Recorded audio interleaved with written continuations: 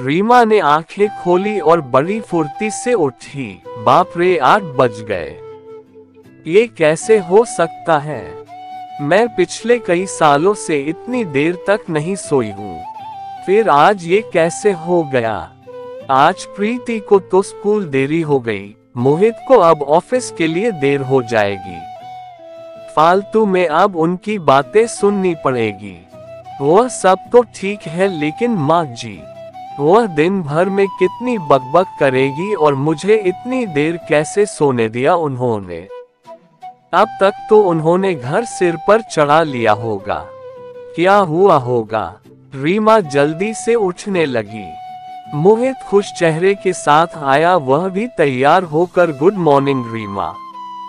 रीमा, क्यों उठी तुम? सो जाओ ना आराम से। मैं आज लंच कर लूंगा ऑफिस में। सच कहूँ तो मुझे जाने की इच्छा नहीं है, लेकिन बहुत महत्वपूर्ण मीटिंग है ना, मुझे इसलिए जाना ही पड़ेगा। पर मैं जल्दी आ जाऊंगा, शाम को बाहर जाएंगे घूमने। बाय।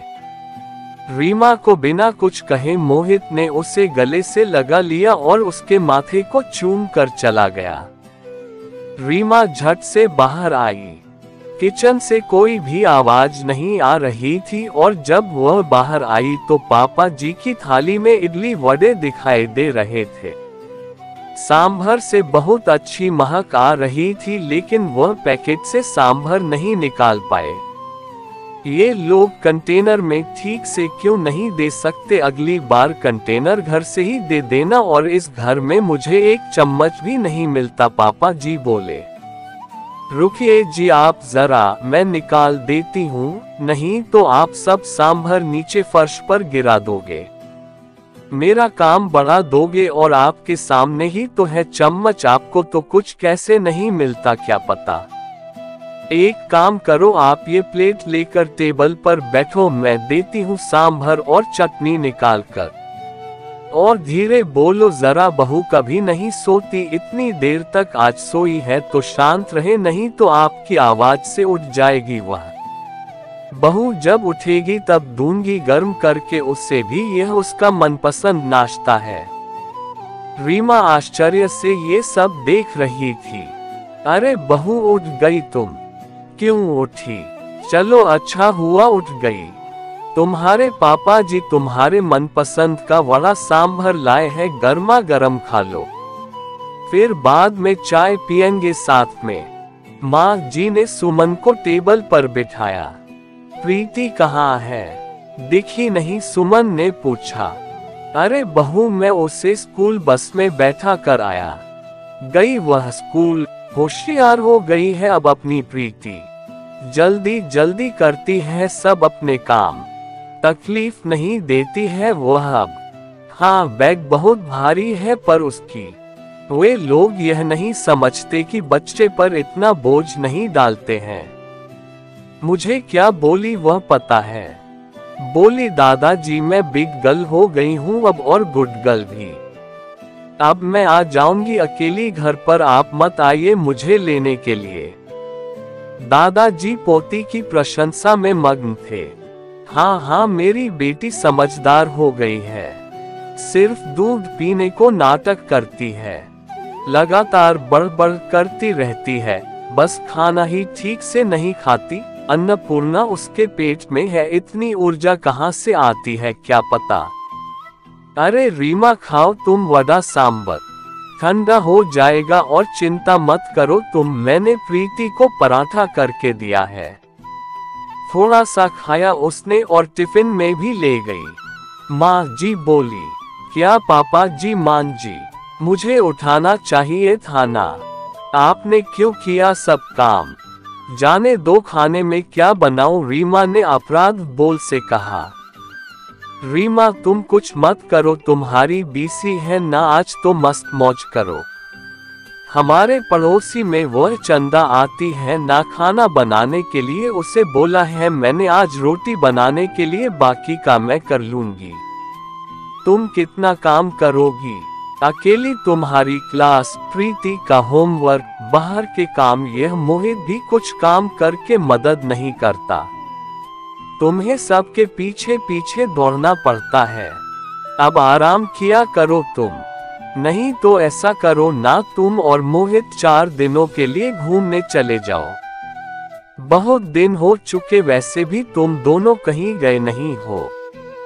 प्रीति को यहाँ ही रहने दो, हम संभाल लेंगे उससे। आपको भी एक दूसरे के साथ वक्त बिताने की जरूरत है, माँ जी बोली।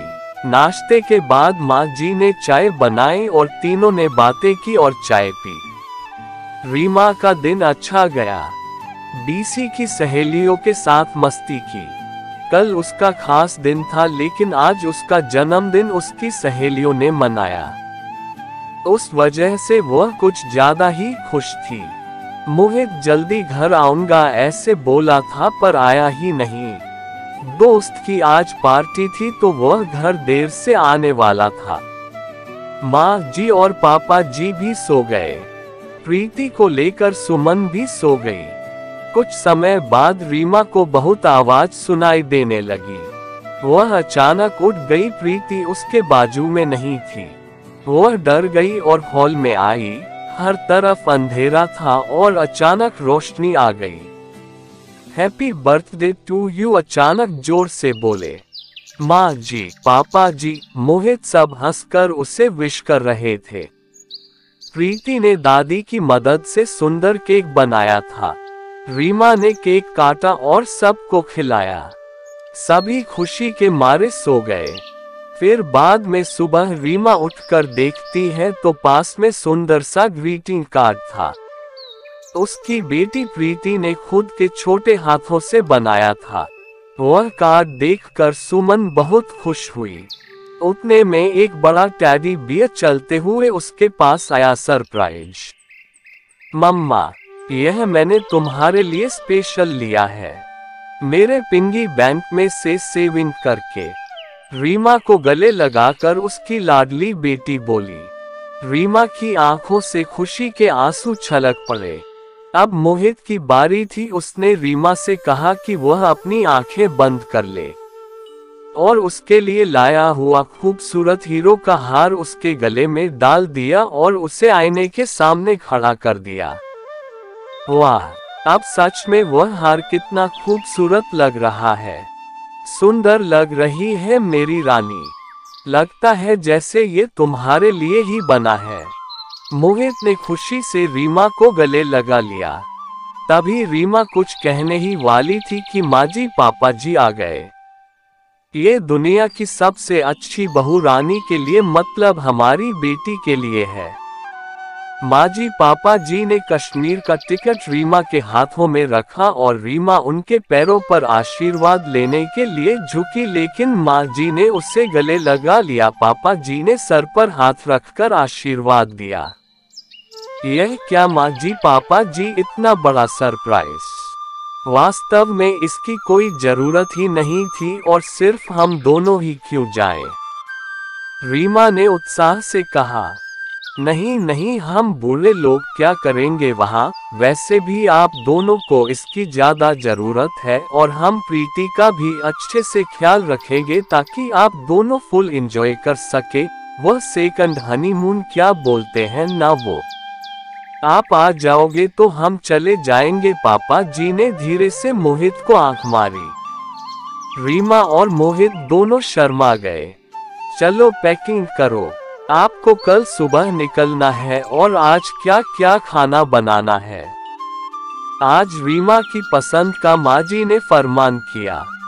दिन आनंद में गया। शाम को रीमा की आरती करके माँ जी, पापा जी ने उसे ढेर सारा आशीर्वाद दिया। रीमा इस प्यार से पूरी तरह अभिभूत थी।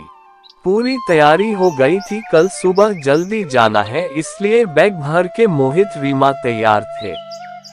कश्मीर के सपने देखकर रीमा को कब नींद आ गई वह उसे समझ में नहीं आया।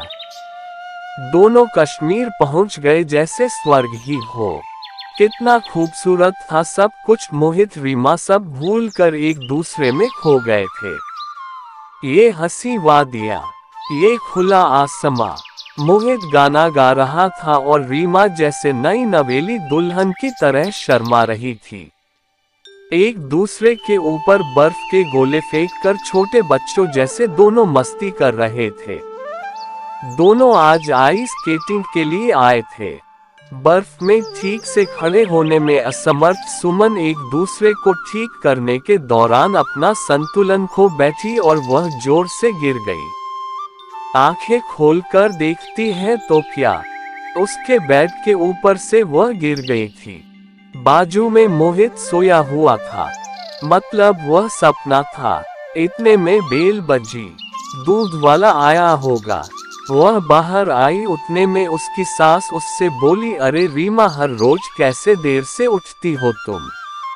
15 मिनट देरी हो गई आज तुम्हें। जल्दी करो, अब चाय बनाओ और नाश्ते में कुछ अच्छा नमकीन बनाओ, और मेरी सहेली आने वाली है, आज कुछ अच्छा खाना बना उनके लिए। और हाँ, घर पर ही रहना, आज कहीं बाहर मत जाना। माँ जी की रोज की कटकट चालू हो गई और रीमा सचमुच सपने से हकीकत में आ गई। हमेशा की तरह हर कोई उसका जन्मदिन भूल गया था। रोज रोज की भाग दौड़, घर के कामकाज, सास के ताने, ससुर की फरमाइश, पति की धुन पर नाचने और बेटी की लीला देखने में वक्त उसका दिन कब खत्म होता था वह उसे भी समझ में नहीं आता था। जिंदगी भर दिन खराब लगने लगी, लेकिन कल उसने बहुत अच्छा दिन जिया। लेकिन इस एक रात के मीठे सपने में उसने इतने खुशनुमा पल जी लिए थे जो उसके लिए कम नहीं थे। मन में उस कश्मीर का सपना साकार होने की प्रतीक्षा में वह काम करने लगी। थैंक्स।